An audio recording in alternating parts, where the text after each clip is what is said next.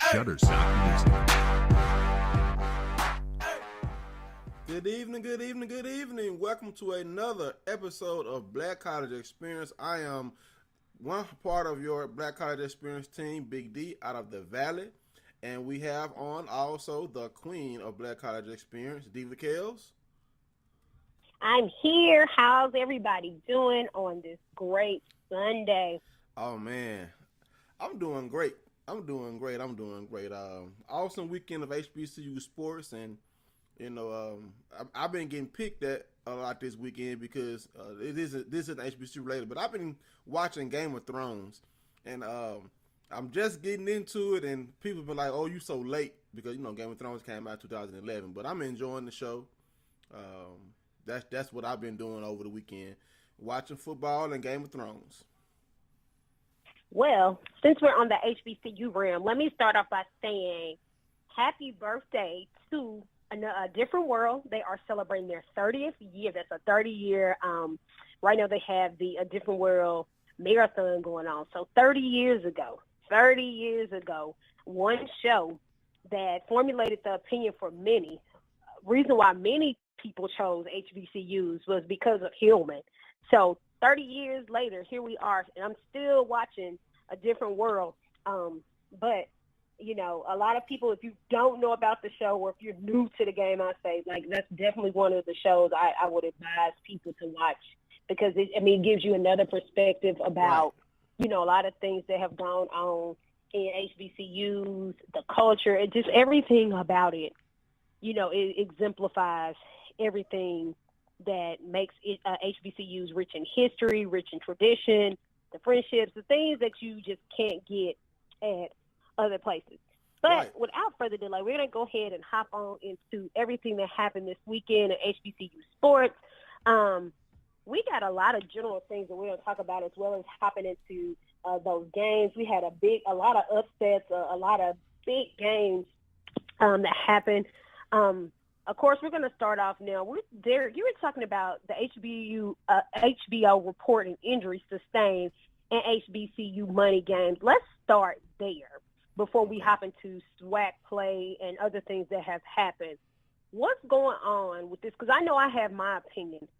Let's go ahead and hop into the HBO report on injuries sustained by money games. Well, we all know HBO, does in-depth sports reporting, and when I saw this, I was like, wow, HBO Real Sports have been examining the injuries that result from playing in money games, and we all know the money games help bring an influx of cash into our HBCU athletic departments, but they can also cause career-ending injuries or lifelong injuries. That can affect you for the rest of your life.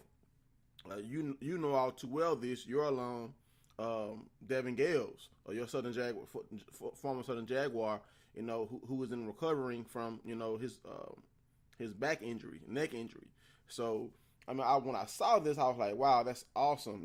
They interviewed several HBCU football players and coaches, and including Devin Gales, who sustained a spine injury in the game against Georgia in 2015. The report's going to air September 26th, so make sure you check that out, because this is something that HBCU fans have been concerned about with these money games. We all know that I guess you could say FBS schools are supposed to have the better athletes, or they have the deeper teams. So when we're going up against a team that basically talent-wise is bigger and stronger than us, the potential for injuries is high. And is it worth it? Is it worth, putting your players at risk for money like that? I mean, what do you think about that? Well, the fact still remains. I say the same thing, and I said this earlier this week, and I'll say it again. If you're going to play a money game, it's going to be a lose-lose. You get the money, you clear the checks. But it's so many factors in this. And we all know when you're playing a sport, you're playing football, these guys are out there, and it's an ego thing. So when you get these other conferences that come in, and they want to play what you call the quote-unquote the HBCUs that they feel like can't beat them. They feel like we're underneath them. I laugh because, one, they can't beat a single soul in their conference, but they come to our conferences as an ego booster to boost their morale, thinking, oh, okay, we can just get this easy win. When in hindsight, it still does not count towards conference play. It still does not count as anything. It's just a spot to fill on their schedule. And if you come in over here and you're playing the game, I really feel like they should not broadcast it. Do not put it on TV. Because, see, what happens is, once again, I'm going to always reference this. You're going to get these Kent States and North Carolina A&Ts. You're going to get these UNLVs and these Howards. You're going to get those games where you put it on TV or it's talked about, and then guess what? When they end up beating you, then you're not going to want to schedule those guys again. Right. Another reference, we can look at Prairie View and Sam Houston. That Prairie View Sam Houston game was really in the mood. They were moving and shaking, moving change. 31-44 is not a game that it should not have been that close if Sam Houston was that highly ranked for them to have fallen just where they are. Because if you look at it, Prairie View was within a touchdown three times. And then it's like the next play, 89, whatever yards, they run away with a touchdown. Right. But if we keep playing the sound ball that we're playing, they keep scheduling these HBCUs, not understanding that more guys are getting back to HBCU football. They're not understanding that we're going to keep winning, and we're going to keep winning. And you're going to run up on the wrong team, again, North Carolina A&T, and it's going to prove to you that these guys, even Grambling, these guys are getting it done. So, if you're going to, and my thing is that the money games, if you're going to ask for the money, ask for the big money. If you want to come up here and you want to obliterate me and then try to embarrass me, I'm going to need more money. Right. If you're going to try to dominate and take me out, I need more money. Well, I mean, Sam Houston State is a FCS school, so I don't know if that was a money game, but it was good to see Prairie View compete with a top tier playoff contender in the FCS, which a team that could potentially beat some FBS squads. Here is my opinion on this. I, as a player, those players want to play in games like that. They want to measure up against FBS schools just for the chance to see if they can beat them, how they would fare. I think maybe you shouldn't play the top tier FBS squads. Play lower tier FBS squads like a UNLV, like a Southern Miss. Yeah, you're still going to possibly risk the chance of getting beaten, but you stand a better chance of competing in the game. I mean, like Howard beat UNLV. North Carolina A&T beat UNC Charlotte. And other schools, even though Grambling rose up last year and almost beat a Pac-12 Power 5 squad last year. I mean, it can happen, but Grambling is a supremely talented team. Coach Fobbs has been building their squad, and they are built to potentially defeat some FBS squads. But other schools, like my school, Mississippi Valley State University, we have no business playing Mississippi State. We have no business playing in an SEC school. We just don't. I mean, we haven't been able to compete in the SWAC. We understand it's a money game, yes, but we have no business competing against a school like that just to get paid and for the player to potentially get hurt.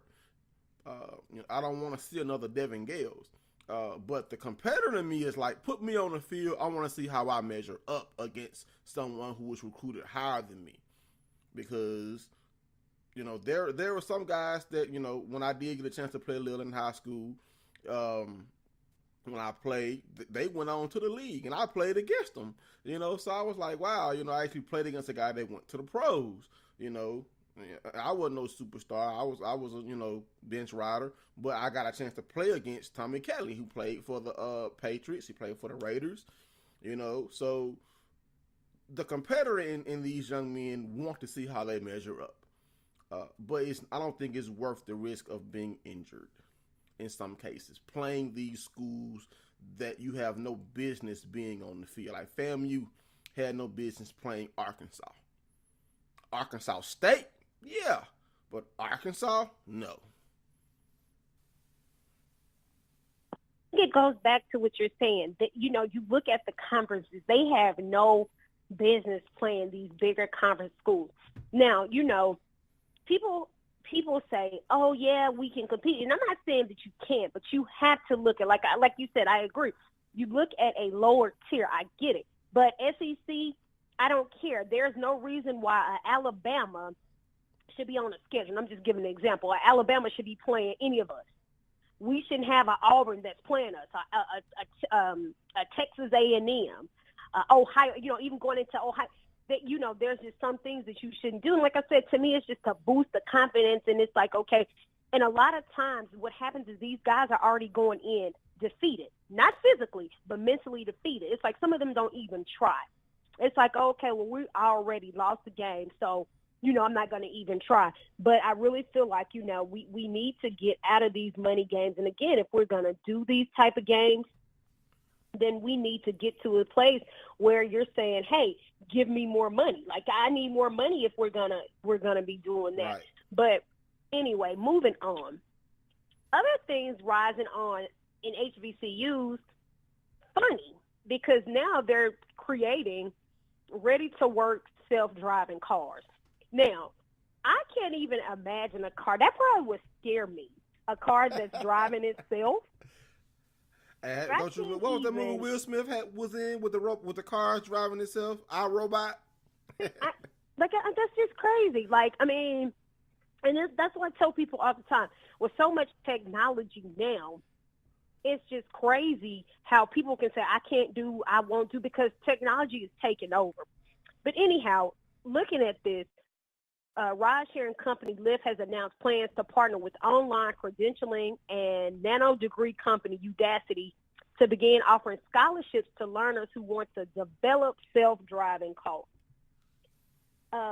Now, looking at that, officials say that the program is designed to invite minorities into a racially homogenous STEM makerspace, a move that at once slaps at competitor Uber's issues with diversity and champions Black and Latino creators coming into the future of transportation commerce.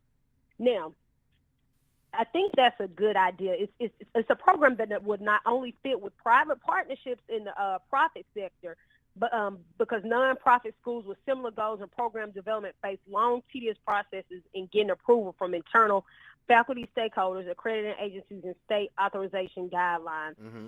I think that is a great move. Now, why is it a great move? Even though I said I'd be scared of the car, I think it's a great move because if you look at, and then they give you the five schools in no particular order: Spelman, Morgan State, North Carolina A&T, Tuskegee, and then Alabama A&M. Now, I say that to say this: STEM, another thing that's coming into a major play is this STEM. For people that do not know, STEM is starting to take a full turn circle. Alabama A&M has a wonderful program in that area. Tennessee State, wonderful program. Jackson State. A lot of schools are and one school, quiet as kept, Morris Brown. People do not know. Do your research on the STEM and Morris Brown because they're getting closer. They're closing that circle in. I think this is one of the better things because now you're giving more opportunities to African Americans and Latinos to develop in the STEM area. What do you think? Well, when I first saw this article, I jumped for joy. Technology is my field. So, self-driving cars, would I want a self-driving car to drive me around all the time? Probably not. But it would be nice to be able to take a nap while I don't have to worry about driving or like that.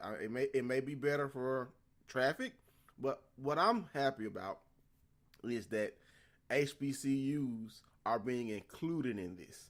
They're coming for our young people, our minds, our brightest minds. We get a chance to showcase their talents. We know that Ohio State and Michigan and all those big schools are going to be involved in this, but I'm thankful for Lyft for not leaving out HBCUs. And we know this list is going to grow. This is just the 5 initial schools. I'm pretty sure other schools are going to be joining in on this because this is an industry that's going to blow up. It's going to explode because as technology progresses, this is what I can say. Anything that's being done in movies, they want to bring into real life. You know what I'm saying? So we all know it's gonna be soon we're gonna have the automatic driving car. Soon we're gonna have the hover car or the flying car, like in the Jetsons.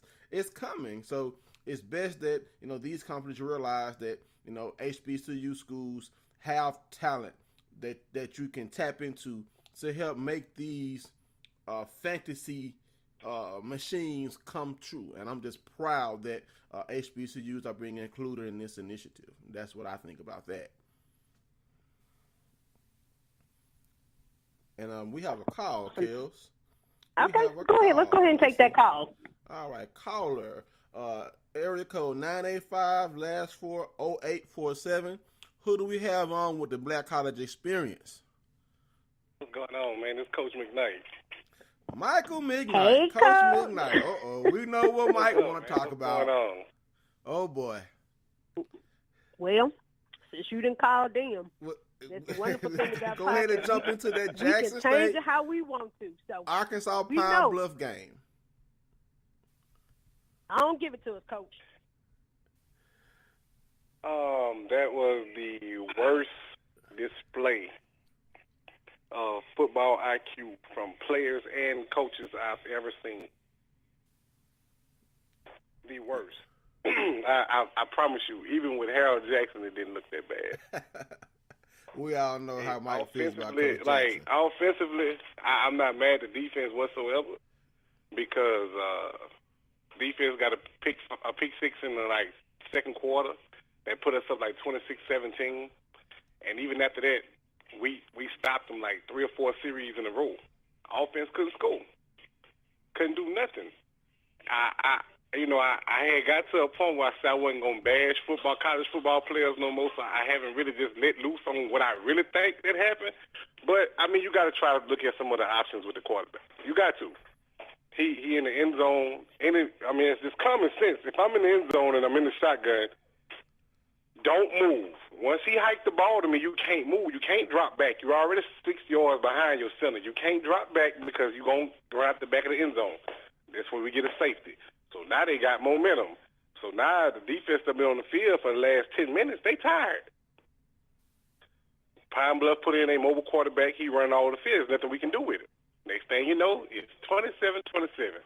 From there, I knew we weren't going to win. We hadn't done it all game. We ain't about to do it now. And I honestly believe we got to try another quarterback. And I'm going to be honest with you. I tried to pull this man coattail as long as I could, hang on to his coattail as long as I could. German ain't showed me nothing yet. Besides recruiting, I've been giving him the benefit of the doubt. I've been sticking up for him. Hey, just get a man some time. Let him get his players in, whatever the case may be. It ain't working. We went deep on Pine Bluff 3 times the whole game. You got receivers that's ranging 6'3", 6'4", that fly like jets. Now, the excuse was before we didn't have it. We only had one. That was Daniel Williams. Now you got 3 or 4 of them that can do that, and we don't go deep. Now, maybe you scared to go deep because Lyles has proven that he can't throw a deep ball. He overthrow everything he throw down the field. But you gotta make their defense be honest by challenging them downfield. Otherwise, they gonna stay in the perimeter where you can't get your short passing game on. So it was crazy. I don't know what the future holds with Jackson State. We just gonna pray and hope for the best. I don't know what's going on. I'm at a loss for words. Well, the young man was 18 of 29 for 127 yards. He was sacked 4 times, and his longest completion was for 22 yards. Unfortunately, you were at the game. I wasn't at the game, so you had a chance to really just see and analyze what you thought. And just a lot of those sacks he got. It wasn't because the offensive line didn't block correct. And I'm not saying a couple times the pocket ain't collapsed on him. He would hold the ball. Like, he would literally hold the ball. And my thing is, you claim to be a mobile quarterback, take off running. Well, but he would hold the ball, and that's where he would get sacked at. And instead of, it's common sense. That, like I say, maybe he wouldn't talk this. I can't say it's common sense. But the 2 tackles always come for your inside shoulder, your upfield shoulder. Your ends always come for the downfield shoulder. So why would you reverse out that way and you're going to run dead in traffic? Like, that's common sense. You don't do that. and he just was doing a lot of bonehead stuff. Majority of those sacks he was involved in, man. He ran into that on his own behalf. Right. Like a lot of plays, he should have just dropped back. Okay, they ain't throw it down the field, or throw it away. He would literally sit there and take a sack. Well, in clutch situations. Then on top of that, when he finally did get a rhythm, receiver started dropping the ball. So I don't know, man. we know Coach Hughes has been taking a lot of criticism. I mean, Jackson State is 0-4. And, you know, of course, we know Jackson State fans want to win now. This is Coach Hughes' second year. I'm a staunch supporter of Coach Hughes, even though I did not go to Jackson State. I'm a Delta Devil. I think Coach Hughes will eventually right the ship at Jackson State. We do know that Jackson State fans, you know, are unhappy right now. No one in Jackson is happy. That's my hometown. So I know the Jackson State Tigers feel like their program should be on the top-notch echelon where Alcorn is right now as far as competing in the SWAC East. And I just hope Jackson State shows more patience with Coach Hughes. I do hope that they can resolve their issues. I would like to see him win the rest of his games except for one. I want y'all to lose to my school, of course, but I want Coach Hughes to do well. And it's not Hughes, man. Hughes is with the special teams, and Hughes is the defensive back guy. It's the offense, man. It's the offense. Right. And it's like, you know, at first it was an issue last year. You know, the receivers, we don't have any speed, this, that, and the other. You know, we got that. But they young, and I give them that, you know, but, I mean, you don't lose the Pine Bluff. That's just what it is. Alcorn lost to Pine Bluff last year. That's understood. But Alcorn lost to Pine Bluff last year, and they end up representing SWAC East in the SWAC championship game. So, Mike, you play football. You understand the intricacies of the game. You know it's about executing, and unfortunately, Pine Bluff out-executed Jackson State in that game to come back and get that victory. I thought y'all had the game in the bag. When I saw that y'all were in overtime, and I was like, problem. oh, wow. That's the problem. Even when we was up 27-16, I did not think we was going to win that game. Yes. Even when that's how, like, I don't have no confidence. That's just how I felt. It was 27-16. I'm like, man, we going to lose. We can't score. And eventually they going to score. You see what I'm saying? Yes, indeed. Yes, indeed. Well, Mike, thank you for your call, man. You want to stay on with us? Because I think our guest is on. We have a caller on the line. Caller, 305-9319. You on with the Black College Experience. Who do we have? Sean Wharton. All right. Well, before we go any further, we're going to let Kels introduce our guest. And Mike, you can stay on with us and listen to what Mr. Wharton has to say. You might be able to throw some have some good feedback from whatever he has to say as far as his guest appearance. So Kels, go ahead and introduce everybody to our guest. You want to have a commercial break first? Okay, we're gonna have a quick commercial break, and we're gonna be back with our guest, Mr. Sean Wharton. I already knew that I was going to go to college, from a young age. I definitely want to major in political science. After that, I'm going to get my law degree. Then I'm going to come back to Detroit, boost the economy, become the mayor or something, try to make the situation better for other people. I feel like I owe it to the city. I'm determined. It's going to happen. My name is Justin, and I am your dividend. All right, ladies and gentlemen, we are back with Black College Experience, and we have our guest on for the evening. And Keisha Kayla is going to introduce us to our guest. Go ahead, Kels. Okay, so first I want to start off, before we even introduce Sean, first I want to start off saying happy birthday. Today is his birthday. Oh, so he is on the show on his birthday. It's his birthday, so happy birthday to our guest. Sean is he is alumnus from Albany State, so of course he's out of Albany, Georgia. SIAC. Sean Christian Wharton is his name. He is from Calhoun, Georgia, by way of North Miami Beach, Florida. He is a former track athlete, which was pole vault. Now he did have an injury that really stopped him from completely doing everything that he wanted to do in sports. but he has a lot of different things that he's doing right now in the community out in Albany, trying to make some differences. He's the president of CAAM, which is the Center for African American, and their motto is linking leadership and success on one male at a time. Now, I'm not going to tell you everything that he did, but just know he got some history in his family. So I'm going to let him tell y'all what's going on and what he's doing. So without further ado, I give to you Sean Wharton. Hey, how y'all doing? Good evening, Mr. Wharton. Thank you for joining us on the Black College Experience on your birthday. Thank you for having me. It's a blessing to see another year. Another grind. Yes, indeed. So I'm going to start off here. Tell us about your background as far as in athletics and what made you decide to choose to go to an HBCU. Well, in high school, I went to 3 high schools, and I was pretty good in sports. I played basketball, football, baseball, and my senior year, I just liked this girl, and I said, man, I'm going to go get her, and I'm going to join track.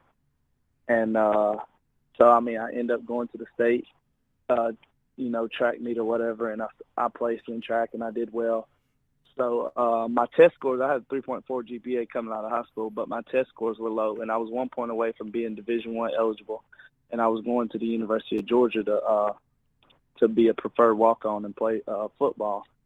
But I said, I'm going to pursue my dream and play basketball because that's my first love.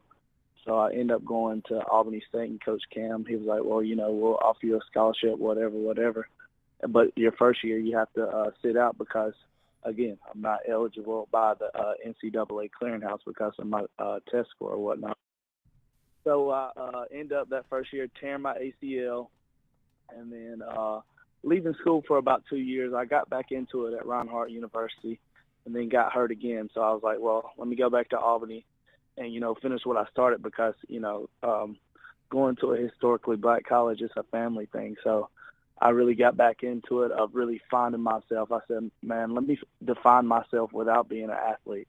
So I got back there, and I didn't do it my first year back at Albany State. I didn't do track or whatever. And then Coach Taylor asked me, he was like, why don't you come out, join this track team again, see what you can do or whatever. I know, you've had an injury-riddled career or whatnot, and let's just see what you can do. And, I ended up doing very well. I placed in the top 3 in conference and whatnot. I know I could have won, but, my body is beat up, and I'm older now, and I'm just thinking of what can I do other than sports, because I feel like going through this process and seeing how the coaches react to when you get injured, you're not beneficial to the program anymore. You're only beneficial to them when, you're doing well and your performance is high. So it's kind of like a slave-like mentality with almost every coach. They might not say that, and they might not be like that, but, if you're not an owner of a team or you don't run the organization, you're expendable, in my eyes. Whether it's college sports or being a professional athlete, you're expendable. So I said, let me find something in my life that I truly love, and what I truly love is my black community. And I got back involved with CAM. The CAM is the Center for African American Male on Albany State University's campus, and we go out in the community, and we started with a group of 9th graders, and now they're freshmen in college, and we got them. I think it was 87% of them graduated, either to college or to the military. One of them passed away in a car wreck recently. I think it was their senior year. This past year, he passed away in a car wreck. And the other one, he's at a trade school, finding a job, finding a niche, and getting together. So to that, me, other than the death and knowing he's in a better place, that's pretty much a 99%, great accomplishment. Just seeing those kids, those black kids, do something very, very positive in their life and not being a statistic by going to jail, or being murdered under the circumstances or whatever. So, it's been a long journey in college, but to God be the glory. Being at a historically black college, people don't understand. Like, think about if all the top 5-star and 4-star athletes go to the Albany States, the Southerns, the Gramblins, the Alcorns of the world, and see how the world changes and see how the economical, sustainability changes in America. It's not white America anymore. You see different faces now. You'll see different faces on the dollar bills and the $20 bills because we're going back and we're investing into our community and we're unifying as a people. And, that's what I'm trying to do with Cam, just open their eyes to the elementary and middle school kids to really invest in themselves. Don't invest in somebody else's idea. Find your own ideologies, create your own, build your own brand, and unify with your own people. Because once you do that, you'll just see the blessings that's going to pour in, because I feel like, in my opinion, that we're God's chosen people. Yes, we all come from Africa, but I feel like Adam and Eve, they were people of color. They were dark people, people of color. And I feel like that's why the devil is still trying to scrutinize us and put us down. But I said all that to say is being at a HBCU, I found that all within myself. Then I realized that, Sean, you're just not this athlete. You're just not this person that you have to go to the pros just to do something for your community. You have to make this certain amount of money to do this for the community. And, being at Albany State, man, my mom went here. She went through Albany State Flood. She was SIAC champion. My father as well. He was, played a year in the NFL with the Vikings. And I just have a rich history, and I never thought I would be at this moment in my life. But it's a great moment. You know what I mean? Just being a part of the Ram family and just being a part of a historically black institution. Well, awesome, man. I'm looking at it now. It's amazing. This organization that you're working with, and we all know that when young black males are growing up, some of them don't have mentors. Some of them don't have, I guess you can say, a mentor that can help them through the tough parts of life. They go through life. They may graduate high school. They may just be going through life without, much of a plan. And when they do get to a point to where they, get to college, your organization can help keep them on the good path, so they don't go astray. Mm-hmm. And it's good to have organizations like this one that you have at Albany State.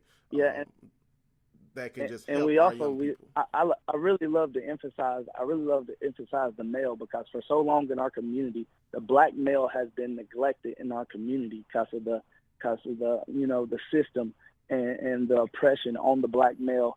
And it goes back today, even in slavery times, when they used to pull the black male out of the family, and it's called bucking, where the male owner would go out there in front of the black male's whole family and rape the black male, and it's called bucking. And now women in our community are our strongholds, and I understand that. I love that. I love my mom. She raised me well, but I feel like it is a challenge. It is a goal.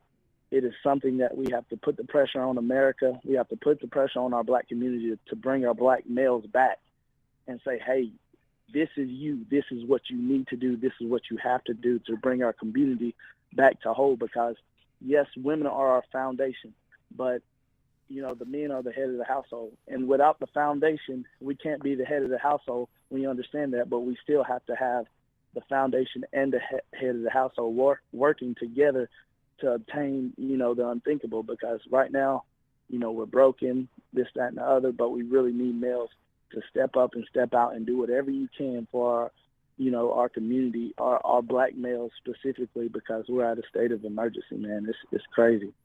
Yes, indeed. I definitely agree with you there, because growing up myself, going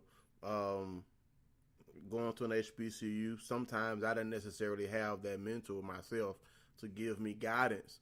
I think had I been able to, I did okay in college, joined my fraternity. I got a little guidance there, but, having an older, I guess someone to say, okay, Derek, what are your goals? What do you want to do with your college education? I didn't have anyone to just sit down and ask me those questions. And sometimes I wish I could go back to college and, take a few more courses so that I could have achieved a little more. I just took courses without necessarily knowing why I was taking them. I'm just going to take the course. Had I had a mentor there, to say, okay, Derek, what do you want to do when you graduate college? What are your goals? What are your dreams? It would have been. I think it would have been great to have an organization like that on campus that just focus on that with students. And just because so many kids graduate from college still without having a plan, and to have an organization like yours to help kids as they matriculate through college, then they can come back and help the next generation. Each one teach one. You know what I'm saying? Come back and just keep that going. Another mentor that I've gained some mentors as an adult, Tyrone Keys, says from the root to the fruit. You know what I'm saying? You keep coming back and you keep helping that fruit grow. You keep that root and that fruit growing. And I think that's something that this organization that you're a part of helps with at Albany State. And I'm proud that Kel's able to get you to come on so that you can talk about this, so that people can know more about what this organization means, what it does, and what it can mean for African American young men who are trying to go to college. I mean, we provide scholarships as well, so I know that's a great incentive as well, because we all struggling out here in the streets, right, man. Now, is this program is only located at Albany State right now, or you are looking at expanding it to other HBCUs? Well, actually, see, that's why I had to mention it, because, I'm doing a plethora of things out here in the community, but I had to mention CAM because October 1, we merged with the university, and they're saying that the government wants the name to be changed, but, we've been in existence. The CAM, the Center for African American Male, has been in existence since, 1996. So, now, all of a sudden, that we have merged with a white institution. Now you want to change the name and say the name is not diverse. Last time I checked, black folks, African Americans, whatever you want to call us, because we didn't have a distinct name in Africa.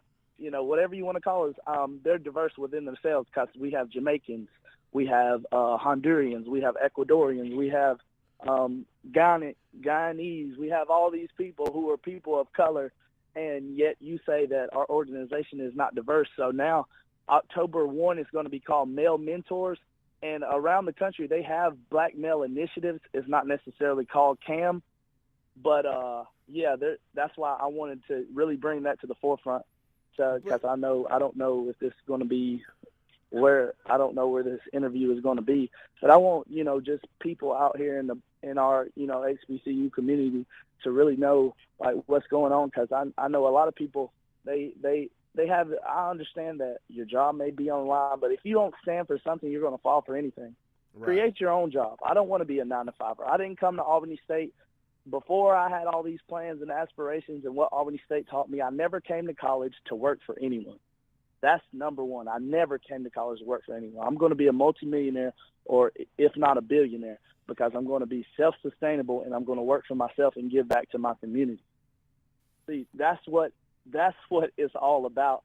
And when you change a name, it changes the mission. That's right. Just like if I said that it was that I'm interviewing for the Black College Experience, and then you just change the Black from Black College Experience to the college experience. That doesn't, that doesn't put an emphasis on what we have going on in our own community. Now you're saying, oh, well, we're diverse because we're the college experience. No, Black is just a color. If you look at every individual African-American, we're just talking about America right now, African-American, we're not Black. If you look at the skin complexion, there is nobody that I've ever seen in my life that is the color Black. No one. We're all different shades and colors. We got a president. Yeah, we got a little, we got a president, a paper president. He's not made in the HBCU. He went to Alabama. We have a paper president. So, he's doing whatever the white man is telling him doing. So now we have to change the Male Mentors. And I'm still going to do my thing, but. So you all really have to change your name from the Center for African American Male? The Male Mentors, yes, sir. Oh, wow. That's crazy, huh? And I just found that out I think it was Friday or whatever. I found that out when we was in an e-board meeting, and I just walked out because I said, you people are crazy because y'all are okay with this. And I don't mean to, take over, but can you not – and sometimes it's just us that does this. They're okay with if they think it look white and white people done it, they think it's right. I don't have time for that. You know what I mean? There's so many black people who's done so much. We wouldn't be on this cell phone conversation if it wasn't for the black man creating the cell for someone else to create the cell phone. Without that cell and the cell phone, there would be no cell phone. Well, being that we support HBCUs, I mean, we're not necessarily political, but for them to make you all, I understand you merged with another institution, but it's still Albany State. Mm-hmm. Albany State is still a separate HBCU, correct? Mm-hmm. Yes, okay. Indeed. 1903. I mean, Albany Bible and Manual Institute. I mean, that's an attack on the HBCU. I guess you could say on the history. I mean, because there's 4 African American males, but I'm pretty sure if a Caucasian male needed the mentorship, could they join? I mean, is it inclusive? Oh, like of course. That's just like if there's plenty of white folks who done been Kappas. There's plenty of white folks that been Omegas, Sigmas, you know, AKA Sigma Gamma Rho, all the Black Greek Divine Nine. They've all joined, you know, and people have always been accepted of them because I feel like black people are more accepting to other cultures than anyone else because, I mean, we had back in the day, we had to be the big mama, you know what I'm saying, in the household where they're raising those other people's kids. We have to be accepting of other races and you know what I'm saying, treat them and raise them up right in the right way and the right light. So I think it's crazy, man. It's crazy how stuff works and see how they get you. They don't put a white face in front of them. They put a black face who has a white mission. And then once they finish their white mission, then they you know, they fire the black person and then they go put their white people in. Because if you look at Bluefield College, I think that's what it's called, Bluefield College. It's a historically black college, but it's 80 or 90% white. Yeah, that's now. in Virginia, right? Yeah, that's in Virginia. So now, baby girl, whatever y'all want to say, how y'all want to say it. Now you're whitewashed. Now your mission is not historically black. You have 80 to 90% Caucasian American. Now those black jobs have left. Now those black students have no other place to go in that specific area or region because they don't see like-minded, like-faced people. They're not comfortable. Yes, the world is all different colors, but when it comes to the foundation, you have to find who you truly are as a human being within yourself. Because I never saw a black principal growing up until I moved to Miami. I never saw a black mayor. I've always saw white this, white that. So I saw, you know, athletes. And then my mom told me about stories where, you know, hey, well, there are black principals. There are this, that, and other. But I don't see it because seeing is believing. And if it's out of sight, it's out of mind. That's so right. They use us to inflict, you know what I'm saying, pain and struggle and oppression. They use us for that. And then they end up firing us. And then you're like, oh, well, I thought you were my friend. I thought you were this, that, and the other. No, they want that. They see a gold mine. They see Albany State as a flourishing institution in Southwest Georgia who is surrounded by agriculture, surrounded by so many things and so many avenues that can propel itself into a network, or not even a network, an endowment of $1 billion, because we have that, you know, those resources down here because agriculture is the backbone of America and the world. In Georgia alone is $75 billion budget for agriculture, and right here in Albany, Georgia, is billions of dollars in agriculture. Wow. And they want our school, and they want, you know what I'm saying, and they want others to work for them. So they're changing the name, and they're using our faces to change it too. Yes, indeed. It's crazy, man. Kels, go ahead. And I absolutely, you know, a lot of things that you're saying is very well true. You know, there's no disagreement to it. That, you know, very, very, very strong points. Now, bring us back to the realm of the things that you're doing in the city of Albany. Mm-hmm. And a lot of people, you know, don't know about the state of which is in. And, you know, Derek talked about the merge of the school, and that it's still a separate entity, but he talked about the merge. So now, mm-hmm. with your program, are you getting kids from from the start to go all the way through with them, like all 4 years, or how does that work? Like when you're mentoring? We started a program 4 years ago. We started a program 4 years ago for the ninth graders to come up and see how it would work. Okay. We started like an experiment, not like, on kids or whatever. We started an experiment and said, let's see how this mentorship, how CAM can help these young men grow. And we have we have guys who are playing Division I football right now. It's some very, very unique guys who just needed that extra push. They needed that because we have the CAM rodeo where we teach guys how to fish. We have the National Male Conference. We go to diversity conferences. We have the Black Tie Gala where we give out we fundraise for scholarships. And those scholarships now, all those kids have got no less than $1,500 to come to Albany State University. They've got no less than that. And then only if you're in state, I think it only costs like $6,000 to go to school here. So I mean, we've helped mold them and helped grow them into young men. And now that they're at a place of freshman year in college, I think it's 22 out of 40 that actually came to Albany State University, and all of these guys now are on scholarships and they're in CAM as we speak. So, and then we deal with elementary schools, and because we have the T-shirt of colors game, we have the Winter Youth Summit for the kids all over Southwest Georgia for them to come and they eat on campus. We teach them dinner etiquette. We teach, even on our Saturday academies, we help them read, we help them with their homework, and whatever needs that we're trying to fulfill, I even go above and beyond, and then pick up a couple, when I have some money on the side, I pick up a couple kids, whatever, and, treat them to meals, get them birthday presents, this and other, and a lot of my other, my staff, my mentors, because I'm the president, but all my other people, they do the same thing as well, just being that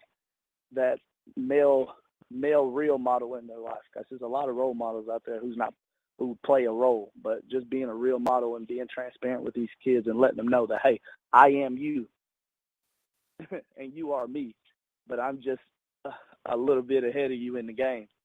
So just continue to grow within yourself and continue to grow as a man, and then we're going to help you along the way, whatever, it's bridge building, you know what I mean?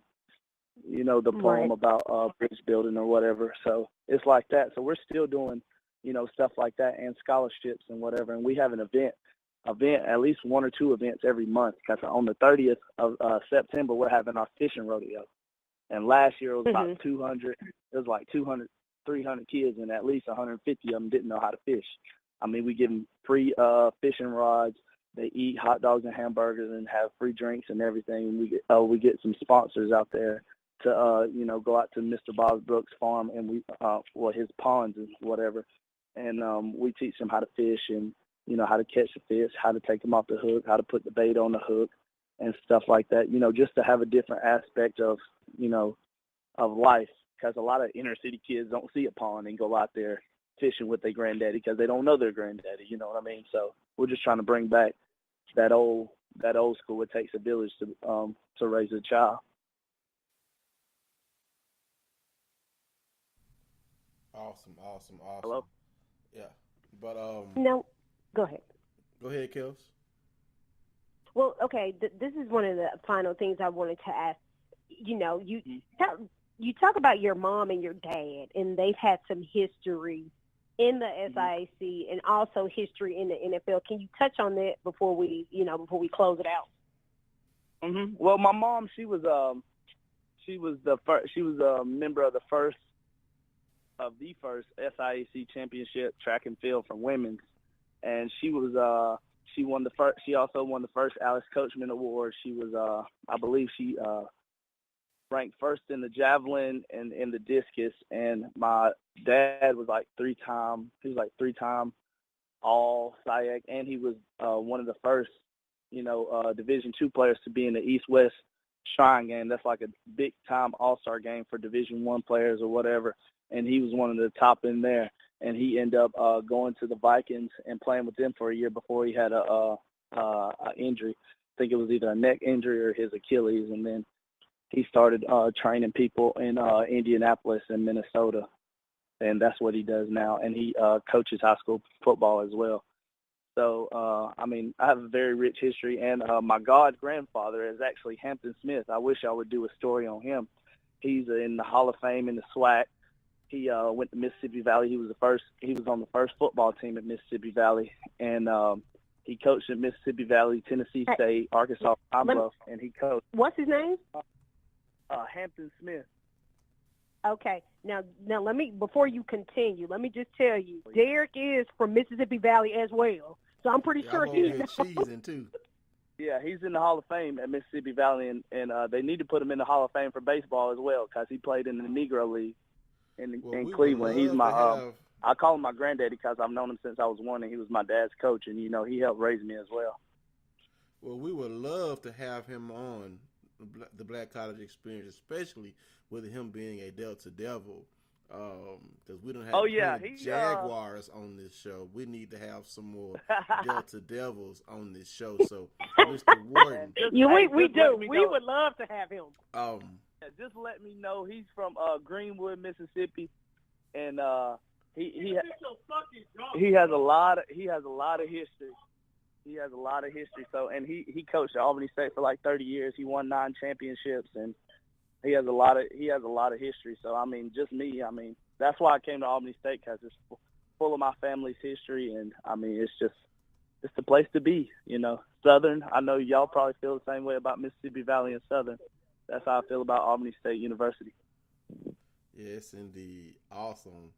Yeah, we need to get Granddaddy on the show. Most definitely. Yeah, I got you. Yes, indeed. Kels? I definitely got you. You have anything else, Derek? That's all I have. I mean, it was awesome to learn about your organization. I mean, of course, all of us little boys, when we're growing up playing sports, we all have a dream to play professional sports. And that's what we want to do, because that's what we see on TV. But it's apparently God had another end game for you to be able to help young men. And I think, even though, no, it doesn't pay the millions of dollars that a professional athlete makes, but you can't count the value that you're putting back in your community with helping young men, succeed and grow academically, athletically, mentoring, to ensure that they stay on the right road as far as being able to carve a nice life for them in this country that we have. So I want to thank you for mentoring and helping these young men as they grow into young African American men. Thank you so much. And thank you for having me on you guys' podcast or interview. And I just want to say y'all are doing wonderful things in the community, man. Just exposing, because, I mean, HBCU is on the real buzz right now. We got a lot of things popping right now, and a lot of things, in the works. So I just really wish, y'all keep doing y'all thing and keep on promoting Black College Experience, because I know it's going to pop off like that HBCU Pride page, because I remember when they first started off, and now they are at 82,000 followers. So, I mean, you guys are well on y'all's way to doing a lot of great things. And hopefully we get the buzz, those famous people who went to the HBCUs, and they can start giving back and investing into you guys' ideas and entrepreneurship, so we can grow and unify our people, man. Yes, indeed. Thank you. So let me ask you, will you be at homecoming? Which one, Mississippi Valley or Albany State? No, your homecoming. Oh, of course, yes. Okay, so indeed. I'll be at your homecoming covering your game. So I'll make sure that week of that I get your information so we can link up when I get down there. Oh, yeah, and we lit. Yes, we'll make sure we do it. Okay. All right, well, once again, thank you so much for coming on to the Black College Experience. We'll be in touch. Enjoy the rest of your birthday. Okay, yes, I definitely will. Thank you so much. I will sing happy birthday y'all to be blessed. you, but I don't think Kels wants me to sing on the air. So, No, it's all good, man. I mean, God be the glory. I'm still alive, man. It's 25 years of the struggle. I just want 25 more years of more blessings to come, so we can go out here and take our community back. That's what it's all about. Well, so I appreciate y'all for having me on here. Thank you. Good night. Good night. Good night. See y'all later. All right. Thank you. Well, Kels, you know what? I got some Valley history laid on me today. You know? I mean, that's killing two birds with one stone, you know? I mean, his grandfather is a legendary figure at my HBCU. So, I mean, that's just awesome, that he was able to come on, talk about what he's doing in the community, and teach me something about my alma mater. I didn't know. I had never heard of Hampton Smith. Of course, that was way before my time, but hopefully we can get Mr. Coach Smith on and he can lay some black college experience history on us because he's a pioneer, legendary, a Hall of Fame, 3 Hall of Fames. Mm-hmm. You think I'd just be finding the Southern Jaguars. You see, I didn't know. I didn't know that was going to turn out to be Albany and Valley. But I will say this, and this is all honesty. Here lately, we've been finding quite a few people that have ties to Valley, if you've noticed. That's right. Somewhere, somehow, people will have a tie to Valley. They were down there. They worked there. They worked there. The people have some ties to Valley. Mentor had a tie to Valley. Ella Keisha. So, yep. Yeah. Yep. It all goes back to Valley. That's right. Even though we may not win it all goes back to Valley. It all goes back to Valley. We're going to highlight these scores before we get out of here. We're going to highlight these scores. We had Mike on talking about the Jackson State game. And, of course, we know what happened there. But your Jaguars took on, had their SWAC opener this past weekend. And it was a hotly contested game until, Alcorn decided to put it away. Southern fell to Alcorn 48-31. Southern did get their quarterback back. Austin Howard did play in the game, and he led he had a good game competing, trying to, go against Footman. But Footman wasn't the story for Alcorn. The Lance Turner was the story for Alcorn. The Lance Turner ran for 276 yards and 2 touchdowns. Footman had 93, and P.J. Simmons ran for 63 and 2 touchdowns. Your Jaguars couldn't stop the run, Kels. I mean, it was good to see Howard back on the field. He threw for 274 yards and 2 touchdowns, trying to lead his Jaguars to a victory over the Braves. But, Alcorn, was able to put the game away.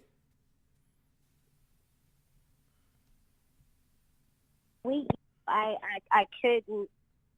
This game, going into this game, we know that we're coming back with a quarterback that's coming off of an injury. So I say that he's not 100%, but even outside of that, they went in, they were going full speed. They had their feet on the gas, and it's almost like we let up coming back into the second half. No adjustments made. But I tell people, I can't use Alcorn as the measuring stick because Alcorn was a tough opponent. If you look at Footman had over 400 yards passing last week against McNeese. So, you're not playing a bad team. They're coming back, and it's always a battle between Southern and Alcorn. So, we've got to get tougher, and we've got to play better ball on the defensive side of the ball. We have to get better. It just could not stop the run, could not block, could not tackle last night on the defensive side of the ball. We just could not get it done. Now, hopefully coming into this week playing against Fort Valley, we prove the point we do a lot better as we are back home, and as Fort Valley does travel to the Bayou. So hopefully we can get it done better on this end and things start to gel together for this weekend. But again, congratulations to Alcorn. Once they got it going, and they, the better team that, we just outcoached, outmatched in the end. It showed. So this week, I live by the motto: if you win with them, you lose with them. And I'm a forever Jaguar, no matter what happens. At the end of the day, I'm always a Jaguar. I'm a roll with them, no matter what. If we won in 12, whatever it is, I'm always a Jaguar. You would think that we won every game, but we have to make those necessary adjustments. We're going to have to. Right, and running down the SWAC results, so Prairie View defeated Alabama State 34-0. Alabama A&M defeated Texas Southern 30-13, and Grambling State defeated my Delta Devils 38-6. All right. Jumping over in the MEAC this week in football. Running down these scores, North Carolina A&T defeated Morgan State 49-17. Florida A&M defeated Savannah State 20-14. Monmouth defeated Hampton 30-23. Norfolk State defeated Delaware State 17-7. And in the MEAC game of the week, I guess you could say, Bethune-Cookman fell to Howard 26-24. Awesome game. Kalen Newton's truly proven that he is a true dual threat. You have to account for him as a quarterback and in the running game. So, Howard gets back in the winning column after dropping a loss game last week. They defeat Bethune-Cookman 26-24. So, we're getting in the conference schedules now, Kels. Getting in the conference schedules. Run down a few CIAA scores. Just going to really talk about two. St. Aug's opened up a can on Lincoln. They defeated Lincoln 81-9. That's unbelievable. But they were able to. They scored more points than Bowie State did in their win over Shaw. Bowie State defeated Shaw 76-7. One more game I want to talk about in the CIAA. The defending champs taking their lumps. Virginia State defeats defending champion Winston-Salem State 33-27. So, the CIAA is going to be highly contested this year. Winston-Salem State, has that web series called Hard to Be Around. Well, it's looks like going to be hard for them to repeat as CIAA champions this year. So, you have to give it to the rest of the CIAA teams, Kels. They are not just going to let Winston-Salem State become champion again. What do you think about that? As I was saying before, you look at Bowie State, they're doing their thing. Howard is making some moves as well, but I think Bowie State is going to be a contender in the CIAA, and like I said, North Carolina A&T is making some noise over in the MEAC. I think it's going to be a run from Winston-Salem because looking at some of these games, I expected Winston-Salem to beat Bowie, and it just didn't happen. So I think it's going to be some shakeups and some contenders this year. Right. And jumping over to the SIAC, I picked Tuskegee to win this game, but Finley blanked Tuskegee 61-0. I guess they just. I don't necessarily know what happened, but I did not expect Tuskegee to get drugged like that. Clark Atlanta defeated Lane 31-7. Fort Valley State defeated Benedict 31-28. University of West Georgia defeated Albany State 48-16, and Kentucky State defeated Central State 34-22. And Miles beats Morehouse by a field goal. So that's it for our HBCU football wraparound as far as scores from this weekend's games. Kels, you have anything before we get ready to close out? I just need everyone to be on the lookout. Devon Gales is going to have on Bleacher Report tomorrow. It's going to be it's like a documentary to look at. So BleacherReport.com, it's going to be a documentary. It's him and the guy where they're talking about how they became friends after the injury. So I need people to be on the lookout for that because, of course, we're excited about anything that's moving in that direction. For everyone that does not know, it is homecoming kickoff. So it is homecoming week for Alabama A&M. I will be making my way to Huntsville, Alabama, or otherwise known as home for me. So I will be making my way on down to Huntsville, Alabama to check out the Alabama A&M Bulldogs, James Baby, and the Alabama Bulldogs to see what they're doing. Of course, I will be covering the game. And, of course, I get to see my family, so it's always a plus, and I get to see all my friends. So next week, again, I will be in Huntsville, Alabama A&M, and this is the kickoff of homecoming week on the Hill. Yes, indeed. Awesome. Well, I'm going to be at the Southern Fort Valley State game this week, and hopefully Southern is able to defend their home field. It'll be my first time seeing Fort Valley State in action, so be on the lookout for us at the Southern University versus Fort Valley State home game in Baton Rouge. Black College Experience will be in the building. Kels, All go right. ahead and close Well, this out. I guess we'll have split games. That's it. So make sure you continue to follow us on Instagram, Black College Experience. That's all the updates, all the highlights of every conference, every game, what's going on around every conference. Of course, I'll be covering one homecoming. Derek, again, will be out in the Bayou. So make sure y'all follow us on Black College Experience. Like the page, share the page, Black College Experience on Facebook, Black College EXP on Twitter. And that's a wrap, folks. All right. Catch us next week, 7 Good night. p.m. Eastern Standard Time. Next Sunday, Black College Experience will be back on. Peace out.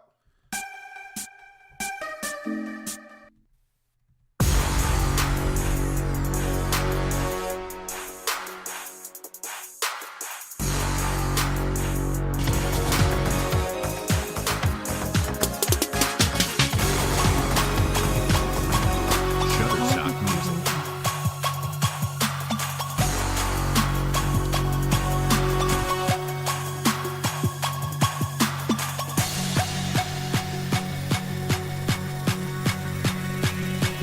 Shutterstock Music. 1, 2, 3, 4.